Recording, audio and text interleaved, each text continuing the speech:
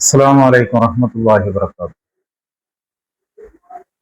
മഹാനായ പ്രവാചകൻ മുഹമ്മദ് സല്ലല്ലാഹു അലൈഹി വസല്ലമ തന്റെ സ്വഹാബത്തിനോട് പറഞ്ഞു, പുഞ്ചിരി ധർമ്മമാകും, പുഞ്ചിരി സ്വതക്കയാകുന്നു, ധർമ്മമാകുന്നു എന്ന് പഠിപ്പിക്കുന്നതിലൂടെ വലിയൊരു സന്ദേശമാണ് റസൂലുള്ളാഹി സ്വല്ലല്ലാഹു അലൈഹി വസല്ലം നൽകിയിട്ടുള്ളത്.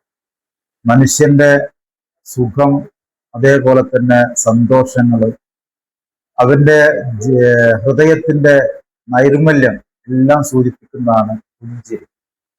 നമ്മൾ അഭിമുഖീകരിക്കുന്ന വേറൊരു വ്യക്തിക്കുണ്ടാകുന്ന എല്ലാവിധത്തിലുള്ള പ്രയാസങ്ങളെയും നമ്മുടെ ഒരു പുഞ്ചിരി കൊണ്ട് മറികടക്കാൻ സാധിപ്പിക്കും എന്നുള്ള ഒരു യാഥാർത്ഥ്യമാണ്.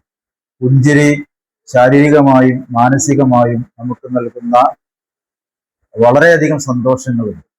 ആ പുഞ്ചിരിയിലൂടെ മറ്റൊരുത്തനെയും സന്തോഷിപ്പിക്കാൻ സാധിക്കുന്നു. മാത്രമല്ല, നമ്മൾ മനുഷ്യരാണെന്നുള്ള സന്ദേശം പരസ്പരം കൈമാറുന്നതിനുള്ള വലിയൊരു ഹേതു കൂടിയാണ് പുഞ്ചിരി. അതുകൊണ്ട് റസൂലുള്ളാഹി സ്വല്ലല്ലാഹു അലൈഹി വസല്ലമയുടെ സന്ദേശം ഉൾക്കൊണ്ടുകൊണ്ട് നമ്മൾ പുഞ്ചിരിക്കുക. നമുക്ക് വേണ്ടിയും നമ്മുടെ കുടുംബങ്ങൾക്ക് വേണ്ടിയും നമ്മളെ സമീപിക്കുന്ന അഭിമുഖീകരിക്കുന്ന സഹോദരങ്ങൾക്ക് വേണ്ടി പുഞ്ചിരി കൈമാറുക, ഹൃദയം സന്തോഷിപ്പിക്കുക. അസ്സലാമു അലൈക്കും.